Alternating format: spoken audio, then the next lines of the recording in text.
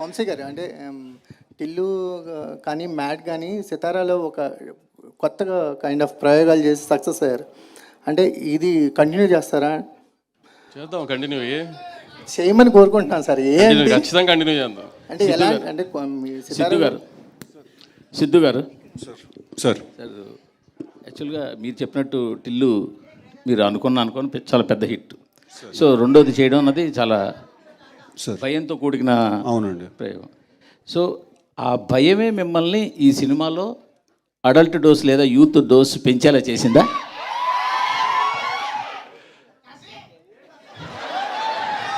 Sir అలా కాదు sir. ఇప్పుడు ప్రతి సినిమాకి ఒక నేచర్ ఉంటుంది sir. Firstly I strongly disagree with the phrases that you have used, adult dose or youth dose. రెండు వాడా. ఏంటంటే ఇంకో డోస్ ఏంటండి? Youthful dose. Correct sir. Adult dose is wrong sir, youthful dose is correct sir. Right. రెండు వాడా. So అరే so కాదు sir, ఇప్పుడు ప్రతి సినిమాకి ఒక నేచర్ ఉంటుంది సార్. ఇప్పుడు డీజే టిల్లు క్యారెక్టర్ మనం తీసుకుంటే తన లైఫ్లో జరిగే ఒక ఎపిసోడ్ని మనం ఏదైనా సినిమాగా తీయాలి అనుకునే ఉంటుంది కదా సార్. లాస్ట్ టైం ఒక ఎపిసోడ్, ఈసారి ఇంకో ఎపిసోడ్. ఇప్పుడు డీజే టిల్లు అనేవాడు ఎలా బిహేవ్ చేస్తాడు, ఆ క్యారెక్టర్స్కి as a writer also for the film ఒక డిమాండ్ ఉంటుంది సార్ ఆ క్యారెక్టర్కి. ఇప్పుడు డీజే టిల్లు అనేవాడు ఒకలా బిహేవ్ చేయాలి సార్. వాడు పొద్దున్నే లేచి తలస్నానం చేసుకుని వాళ్ళ కులదైవం గుడికి వెళ్ళి నల్ల నువ్వులు తెల్లపాలు నైవేద్యం కింద పెట్టి వాడు సాయంత్రం 6 గంటల వరకు ఉపవాసం ఉండి అల్పాహారం చేస్తే పెద్దగా బాగోదు సార్, చూసే మీకు చేసే మాకు కూడా. ఆ క్యారెక్టర్కి కొన్ని బౌండరీస్ ఉంటాయి సార్, వాడు దాంట్లోనే ఉండాలి సార్. మీరు యూత్ డోస్ ఎక్కువ ఉందంటారు సార్. అదే యూత్ డోసు వాడు ఎంత మోసపోయాడు అనే దాంట్లో కూడా ఉంటుంది, వాడు ఎంత బాధపడ్డాడు అనే దాంట్లో కూడా ఉంటుంది, వాడు మనసు ఎంత గట్టిగా విరుగుతుంది అనే దాంట్లో కూడా ఉంటుంది సార్. అదే youth dose. So sir romance చేస్తేనే మనసు విరుగుతుంది సార్. సో ఫస్ట్ అది చేసిన తర్వాత you can move on to that. So అన్ని విషయాల్లో ఈసారి డోస్ చాలా హైగా ఉండబోతుంది సార్. నేను అనేది ఢిల్లు క్యారెక్టర్ పార్ట్ 1కి పార్ట్ 2కి చాలా తేడా ఉంది కదా అంటున్నాను. టిల్లు క్యారెక్టర్లో ఏం తేడా లేదు సార్, బట్ వాడు ఉన్న కథలో చాలా తేడా ఉంది సార్.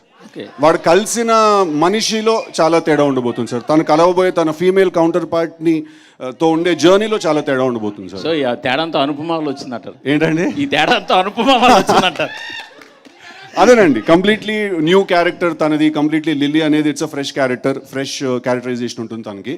సో టిల్లు అనేవాడిని తీసుకెళ్ళి లాస్ట్ టైం చిన్న స్కూటర్తో గుద్దించాం, ఈసారి లారీతో గుద్దిస్తే ఎలా ఉంటుందా అని. So bigger problem, bigger world చేసామండి అది. సార్ నాగవంశీ గారు, సార్ ఇది యాక్చువల్గా చాలా ఎక్సలెంట్ డేట్ మీకు దొరికింది. ఎందుకంటే లాస్ట్ 2 months 3 months నుంచి సరైన సినిమా అనేది థియేటర్లోకి రాలేదు. రెండోది మీ ఎలక్షన్స్ వెనక్కి వెళ్ళడం కూడా చాలా పెద్ద అడ్వాంటేజ్. పైగా సెలవులు కూడా స్టార్ట్ అయిపోయాయి ఆల్మోస్ట్ 1-2 తప్పించి. బట్ ఇప్పుడు ఇండస్ట్రీలో పాన్ ఇండియా సినిమాలు అనేవి రావడం వల్ల పెద్ద బ్యానర్లన్నీ కూడా క్యాష్ క్రంచ్ ఎదుర్కొంటూ సినిమాలు తగ్గించుకుని ఏదో ఒక ప్రాజెక్ట్ మీద గట్టిగా నిలబడి ఉన్నాయి. బట్ మీరు మాత్రం కంటిన్యూగా చాలా ప్రాజెక్ట్స్లు చేస్తున్నారు.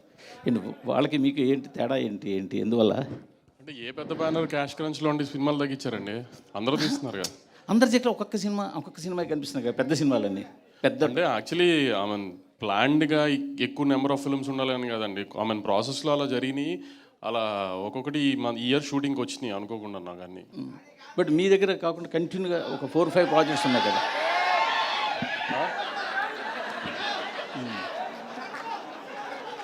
చెప్పండి. మీ దగ్గర 4-5 ప్రాజెక్ట్స్ ఉన్నాయి కదా. ఈ మిగతా ఏ బ్యానర్లోనూ అన్ని ప్రాజెక్టులు పైప్ లైన్లో ఉండొచ్చు కానీ ప్రొడక్షన్లో లేవు. అదే అంటున్నానండి, కొన్ని పైప్ లైన్లో ముందున్నవి సెట్కి ఈ టైంకి వచ్చినాయి కరెక్ట్గా నాకు మీరు అన్న టైంలో.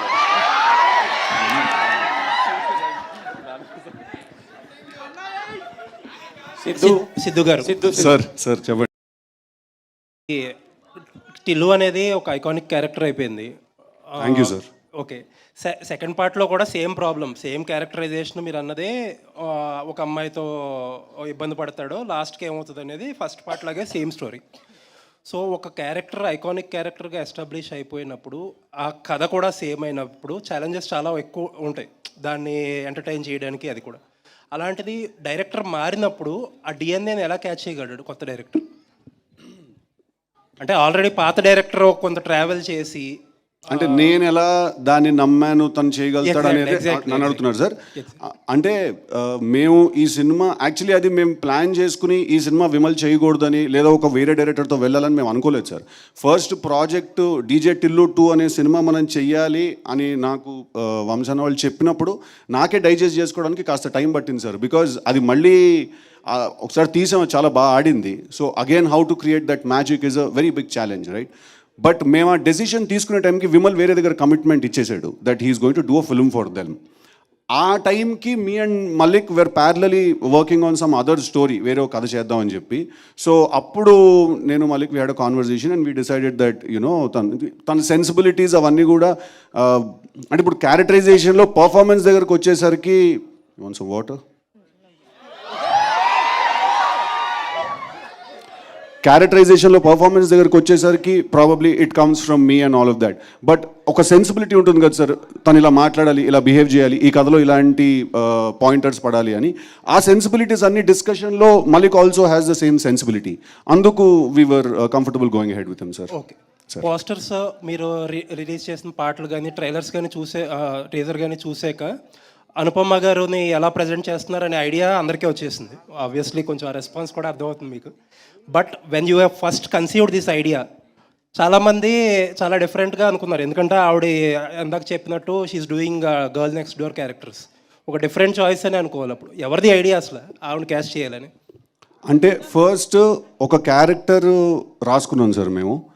అప్పుడు ఎప్పుడు డిసైడ్ చేసుకోలేదు సార్ వీళ్ళనే పెట్టుకోవాలి లేదా అనుపమాని తీసుకుని ఇలాంటి క్యారెక్టరైజేషనే చెయ్యాలి అని ఏం అనుకోలేదు సార్. మేము ఒక క్యారెక్టరైజేషన్ రాసుకున్నాం సార్. అదంతా రాసుకున్న తర్వాత ఆ క్యారెక్టరైజేషన్కి కొన్ని రిక్వైర్మెంట్స్ ఉన్నాయి. కాస్టింగ్ వైజ్ ఆలోచిస్తే ఎవరు ఈ సినిమాలో హీరోయిన్గా ఉండాలి అంటే డే 1 నుంచి we were very clear that Anupama is suppose to be the girl in this film. So అలా తీసుకుని వీ కాస్ట్. ఎలా అనుకున్నారు? ఎందుకంటే ఆవిడ అప్పటిదాకా చేసిన క్యారెక్టర్స్ అన్ని డిఫరెంట్. అంటే ఎవరికి వచ్చింది ఐడియా ఫస్ట్? మాకు అందరికి కాదు అరే ఆగురా భయ్ కాదు, మేము అందరం కూడా యాజ్ అ టీమ్, ప్రొడ్యూసర్ ఉంటారు సార్, డైరెక్టర్ ఉంటారు, మాకు చిన్నబాబు గారు ఉన్నారు, మేము అందరం ఉన్నాం as a team. We all thought Anupama suits the characterization perfectly. Sir ఇప్పుడు అనుపమ ముందెప్పుడు ఇలాంటి రోల్స్ చేయలేదు కాబట్టి అలా కొత్తగా చేయిద్దాం అని అనుకోలేదు సార్. సార్ ఇప్పుడు Anupama is an actress sir, she's a bloody good actress. That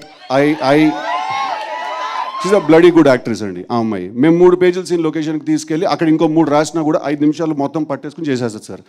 so when she's a good actor, తను ఇలాంటి రోల్సే చేయాలి అలాంటి రోల్సే చేయాలి అనే కన్ఫైన్మెంట్ ఎప్పుడు మనం చేయకూడదు సార్, ఇంతే చేయాలని. She should do more roles, she should do more kind of characters. And like she said ఇందాక షీ వాంటెడ్ టు ఎక్స్ప్లోర్, తను కూడా అప్పుడు ఆ పాయింట్ ఆఫ్ టైంలో ఆ సేమ్ మైండ్ సెట్లో ఉంది. సో మేము వీవర్ లైక్ సార్ ఇప్పుడు ఆ రోల్లో అనుపమ కాకుండా ఇంకా వేరే ఏ హీరోయిన్ ఉన్నా కూడా అలాగే చేస్తాను సార్ సినిమా. ఎవరి కోసమో సినిమాని మార్చాను సార్, ఆ సినిమాకు ఒక రిక్వైర్మెంట్ ఉంటుంది సార్. నేను కూడా ఆ సినిమా కోసమే పనిచేస్తున్నాను sir. So you know we had to follow that. Sir I think he has one more question sir, తర్వాత I will come to you అండి. వంశీ గారు, సంక్రాంతికి ఎంతో కొంత డిసప్పాయింట్ చేశారు. మేమేం డిసప్పాయింట్ అవ్వలేదండి. ఓకే, మీరు అవ్వలేదా? ఓకే, బట్ మీడియా డిసప్పాయింట్ అయినట్టుంది కానీ మేమేం డిసప్పాయింట్ అవ్వలేదండి. ఓకే, మొత్తానికి ఏంటంటే అన్నీ ఎలా అయినాయి కరెక్ట్గా చాలాసార్లు తర్వాత మంచి డేట్ దొరికింది. మీరు అన్నట్టు ఏంటంటే ఫస్ట్ సినిమా ఏంటంటే మంచి ఎంటర్టైనర్, చాలా మిస్ అయ్యాం ఎంటర్టైనర్. ఒక రకంగా చాలా మంచి అన్ని స్టార్స్ అన్నీ కరెక్ట్గా ఎలా అయినాయి. ఈవెన్ మీకోసమే డేట్ కూడా మార్చినట్టున్నారు, election date. So happy for you. Thank you అండి. ఇంకొకటి ఏంటంటే లాస్ట్ ఇయర్ మీరు ఒక ప్రాజెక్ట్ అనౌన్స్ చేశారు, అల్లు అర్జున్ గారిది, త్రివిక్రమ్ గారిది. ఆ ప్రాజెక్ట్ ఇమీడియట్గా పుష్ప 2 తర్వాత ఉంటుందా లేకపోతే అట్లీ గారి సినిమా తర్వాత ఉంటుందా? హారికాస్ని సినిమాకి సంబంధించిన ప్రెస్ మీట్లో మాట్లాడుకుందాం అండి ఆయన్ని. ఓకే, ఇప్పుడు సితారా సినిమా ప్రెస్ మీట్ కదా, హారికాస్ని సినిమాకి సంబంధించిన ప్రెస్ ఇక్కడ మీరే మీట్ కదా. అదే అక్కడ అడుగుతారు కదా నన్ను ఇదే ప్రశ్న మళ్ళీ. ఓకే.